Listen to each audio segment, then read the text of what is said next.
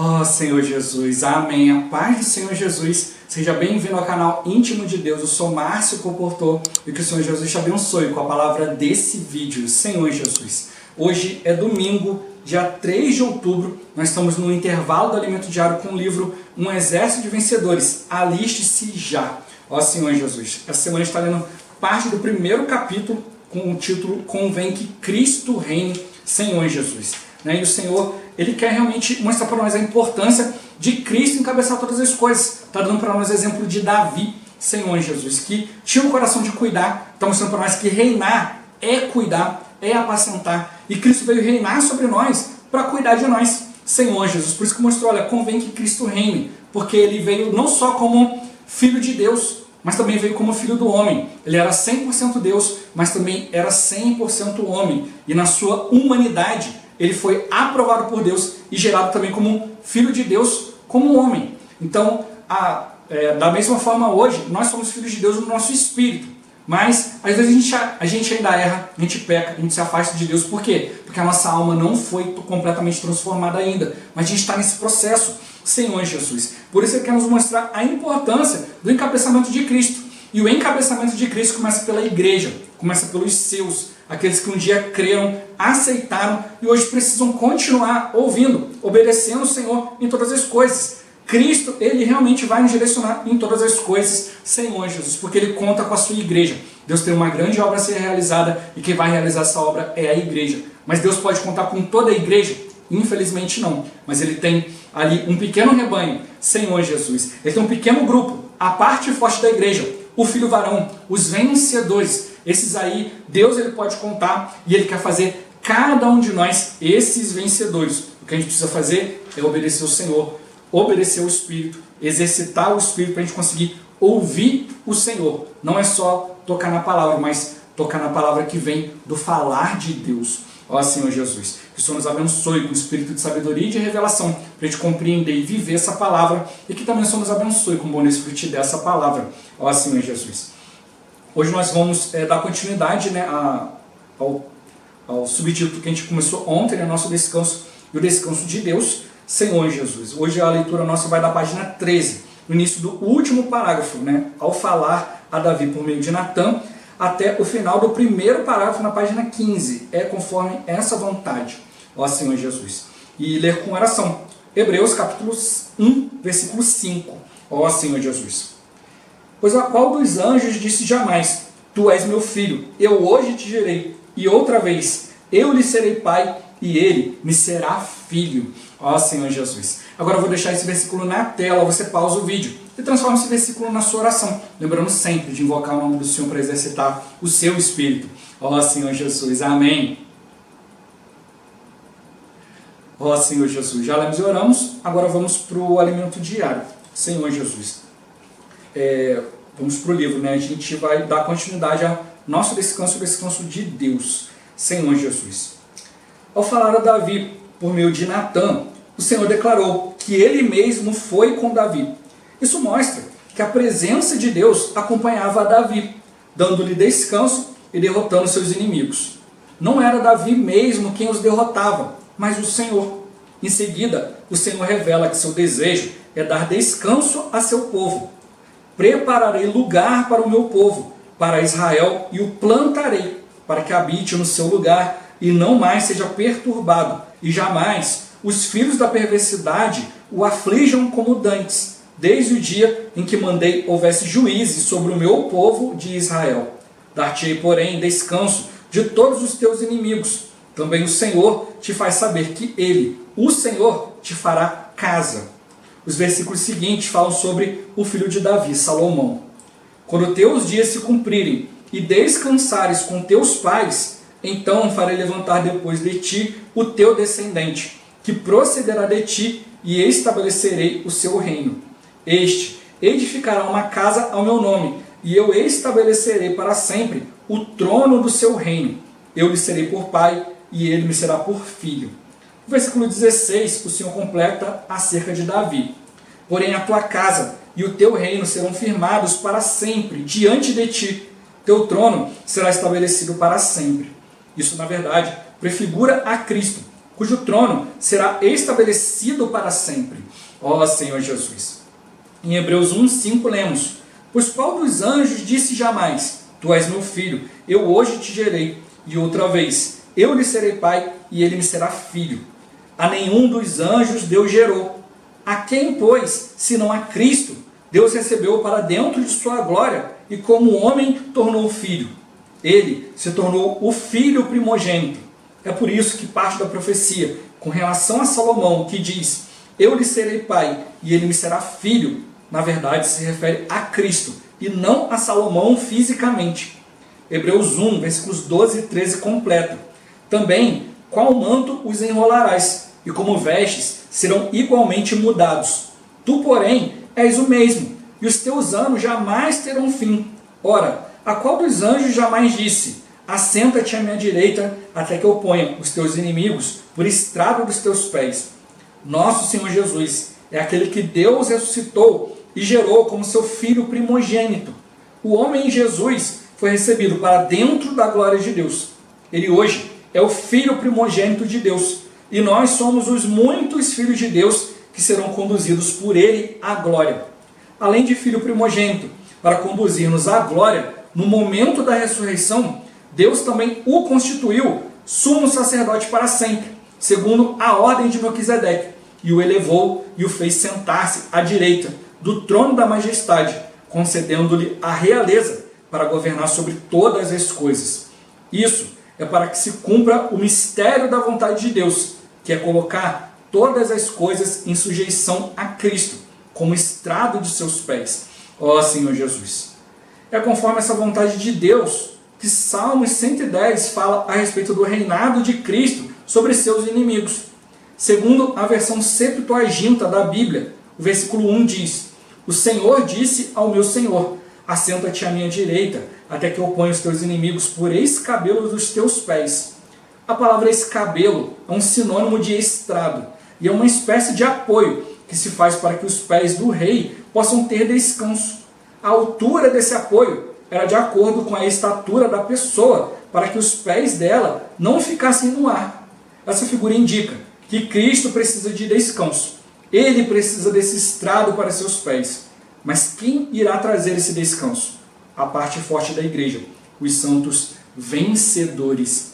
Ó Senhor Jesus. Senhor Jesus. O Senhor ele realmente está mostrando para nós, olha, é uma responsabilidade. Né? Os santos vencedores, o filho varão, vai ser gerado dentro da igreja.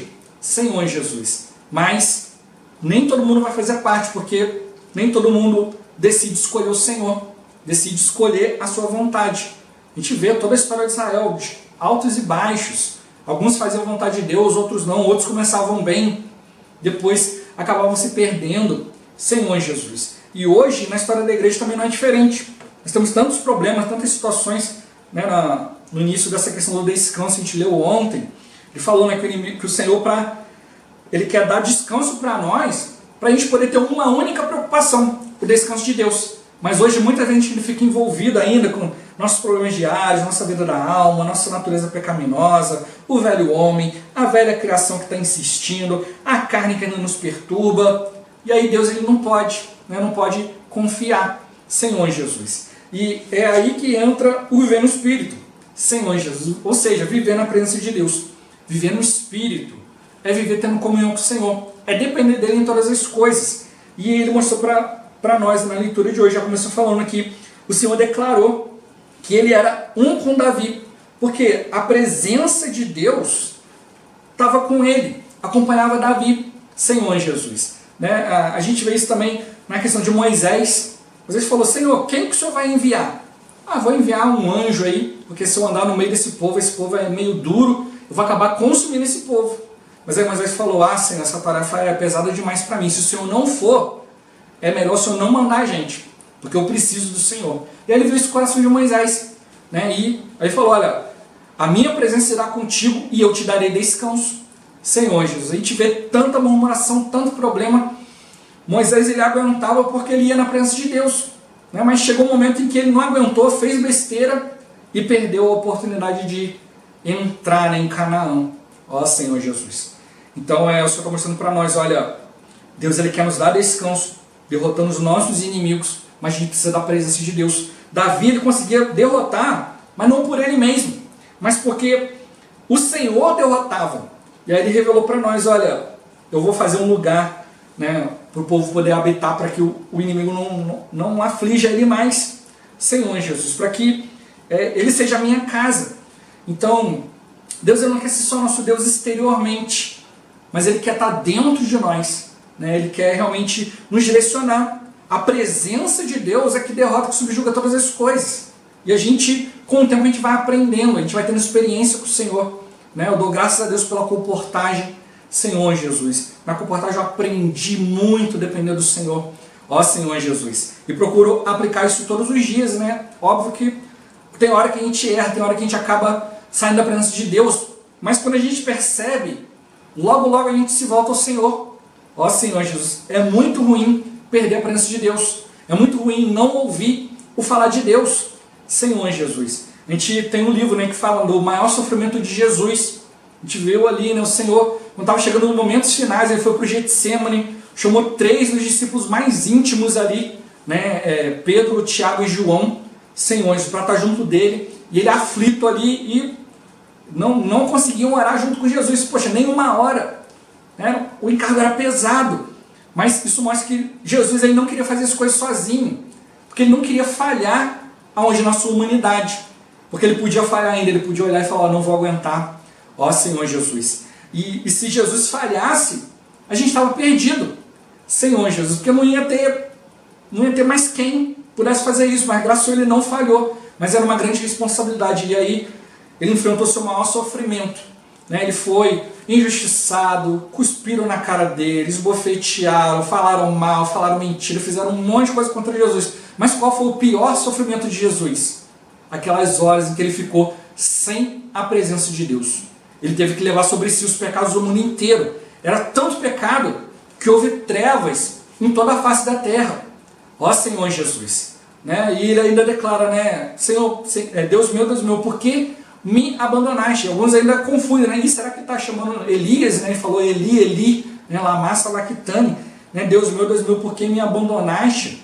Né? E alguns falam, eu acho que ele está chamando o profeta Elias, ó Senhor Jesus. Então, ele estava ali, realmente, olha, estou sendo julgado pelo pecado, estou sem a presença de Deus. Alguém que nunca pecou, nunca perdeu a presença de Deus, Senhor Jesus, teve que passar por esse grande sofrimento, né? Ter que enfrentar as situações ali sem a presença. E é isso que a gente precisa realmente perceber, o inimigo ele quer nos tirar da presença, Senhor Jesus, né? O desejo de Deus é nos dar descanso não só para nós, mas para todo o seu povo, e esse descanso vem derrotar os inimigos, ou seja, tirar tudo aquilo que nos impede de viver na presença de Deus. A gente tem o pecado habitando em nós, nosso próprio jeito de agir, né? Agir independente de Deus, já sei, já conheço, ó Senhor Jesus, mas você quer fazer de nós não só um reino, você também quer fazer de nós a sua casa, Senhor Jesus. Casa não é um lugar que você vai de vez em quando. Casa onde você tem liberdade, né? Você chega na casa dos outros, você quer beber um copo d'água, pô, você poderia me dar um copo d'água? Mas depois você já está convivendo, né, um tempo ali, a pessoa chega, um dia ela chega para você e fala, olha, se quiser pode abrir a geladeira, fica à vontade. Aí, se não é a casa dela, vai ser difícil ela ficar à vontade, né, Senhor Jesus. Mas se depois de um tempo vivendo ali, né, já dá para ter um pouco mais de liberdade. É isso que o Senhor quer. Ele quer ter liberdade em nós, de abrir a geladeira, de entrar lá naquele quartinho lá do nosso coração que a gente deixa as coisas trancadas a 7 chaves. E Ele quer poder mudar as coisas no nosso meio, Senhor Jesus. Eu lembro quando eu casei, né, eu fui lá, preparei as coisas direitinho, né, a gente fez a reforma na casa, aí já tinha alguns móveis, alguns eu falei, bom, vai ter que comprar e tal, mas não, aqui já tem as coisas que eu já defini aqui, olha, aqui vai ficar o computador, ali vai ficar isso, vai ficar aquilo e tal. Aí casei, aí minha esposa veio, Senhor Jesus, a primeira coisa que ela fez foi tirar tudo do lugar. Não, isso aqui é muito feio aqui, não vai ficar aqui, vai ficar ali, isso aqui eu não quero aqui e tal. Eu olhei e falei, agora casou, né? Tem que deixar ela mexer. Senhor Jesus, é isso que tem que perceber. Cristo entrou na minha vida. Ele tem que mudar as coisas de lugar. Senhor Jesus, ele tem que nos mostrar o que é mais importante. Ó Senhor, no início, falei, poxa, eu preparei isso daqui, deixei isso aqui achando que ia agradar, né? Ó Senhor Jesus, foi lá, mudou tudo. dá aquela dorzinha no coração, mas depois você percebe, tem que deixar ela ter liberdade. Senhor Jesus, a pessoa que você ama tem que ter liberdade. Por isso ele realmente hoje está nos mostrando que não basta só amar o Senhor, mas tem que amar a vinda do Senhor. Quando ele vier, ele vai estabelecer muita coisa diferente. Senhor Jesus, porque ele quer estabelecer a sua realidade. Se você aprender hoje a viver a realidade que Cristo é, na sua vinda, já não é tão diferente assim. Mas conforme você vai obedecendo o Senhor, você vai conhecendo a realidade de Deus, você vai percebendo, opa, isso aqui é diferente, esse comportamento aqui, essa atitude. Mas aí você vai vivendo, né? Você vai aprendendo a viver conforme a vontade de Deus.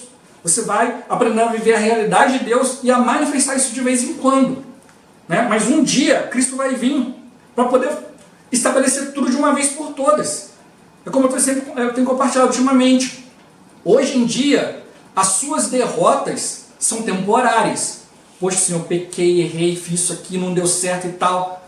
Mas as suas vitórias também são temporárias. Poxa, Senhor, estou vencendo, estou tendo comunhão com a minha esposa, nosso casamento está bem, os filhos estão obedecendo, olha, estou lendo os livros, está maravilhoso, isso e aquilo, mas daqui a pouco. Por quê? Porque o inimigo está ali, né, tenazmente nos assediando. Né? Então, por isso que um dia Cristo vai vir, por isso que Deus ele fez tudo isso, olha, ele entregou tudo a Cristo. Né? Porém, a tua casa e o teu reino serão firmados para sempre diante de ti, teu trono será estabelecido para sempre. Mas a gente viu que não foi o trono de Salomão que ficou para sempre, mas foi o do Senhor. Ele mostrou, olha, os teus anos jamais terão fim, Senhor Jesus, porque Cristo, né, na sua humanidade foi aprovado por Deus, ascendeu aos céus, né, e hoje ele está à destra de Deus, é um homem na glória. Mas só está mostrando para nós aqui, hoje ele também quer nos conduzir, nós, seus muitos filhos, à glória. A gente já viu, né, um alimento diário só falando sobre essa questão, né, meses e meses falando sobre isso. Deus quer nos levar para a glória. Hoje muitos filhos de Deus, não, um dia eu vou para o céu, um dia eu vou para o céu. Não, Deus ele não quer nos levar para o lugar, Ele quer nos levar para Ele mesmo. Ele quer nos levar para a sua glória. Se Deus tivesse separado uma glória só para o homem, isso já seria maravilhoso. Olha, essa aqui é a glória que eu vou dar para o homem e você vai alcançar isso aqui. Já seria maravilhoso, a gente já tinha motivo para rir a vida toda. Ó Senhor Jesus, mas Deus não está fazendo algo muito mais especial. Não prepare uma glória para o homem, eu vou dar a minha glória para o homem. O inimigo, ele quis roubar a glória de Deus. Cristo veio e não julgou como usurpação ser igual a Deus. Ou seja, ele era o próprio Deus, 100% Deus, 100% homem, mas ele não estava ali para tirar a glória de Deus. Ele não estava ali, poxa, agora eu sou o Cristo, vou botar o Cristo acima de tudo. Não. Ele tinha uma missão, levar as pessoas diante de Deus. Ele mostrou, olha, Cristo tinha uma obra, Senhor, que era levar as pessoas a crerem em Deus. Mas para crer em Deus, tinham que crer naquele que Deus enviou. Então, por um lado, a gente precisa crer no Senhor. Por outro lado, ao crer no Senhor, a gente tem que conhecer a pessoa de Deus. Ó Senhor Jesus. Hoje tem muitas pessoas que creem em Deus, mas não creem no Senhor Jesus. E o inimigo, com isso, está derrubando muitos. Hoje as pessoas têm muitas religiões que têm uma base ou têm um princípio da Bíblia, mas tiram o Senhor. É como a própria Bíblia já nos mostrou, quando a gente estava estudando a respeito ali de Paulo. Paulo falou, olha, para Timóteo, usou algumas epístolas ali, falou para os irmãos terem cuidado de alguns, que alguns eles tinham aparência de piedade. O que é piedade? Piedade é expressar Deus. Eles pareciam que estavam levando a vontade de Deus, mas, entretanto, estavam negando a Deus esse poder. Eles negavam a Deus o poder de se manifestar. Então, eles faziam algo que parecia, opa, esse aí é o caminho de Deus, Deus vai se manifestar por meio disso daí. Mas na hora de Deus se manifestar, eles negavam isso a Deus. Não, Deus, aqui, o negócio aqui é nosso, aqui não se intromete, não. Ó Senhor Jesus. Então Deus ele é educado, o inimigo não. O inimigo ele vai entrando, vai roubando. Deus não, ele só vai onde você deixa ele ir. Ó Senhor Jesus, por isso que a gente é casa.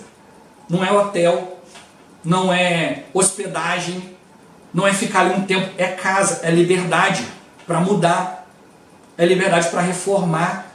Né? Por exemplo, se você aluga uma casa e você pensa, poxa, eu quero aumentar aqui um pouquinho, eu quero chegar essa parede aqui do quarto, aqui, eu quero chegar essa parede um pouco mais para lá.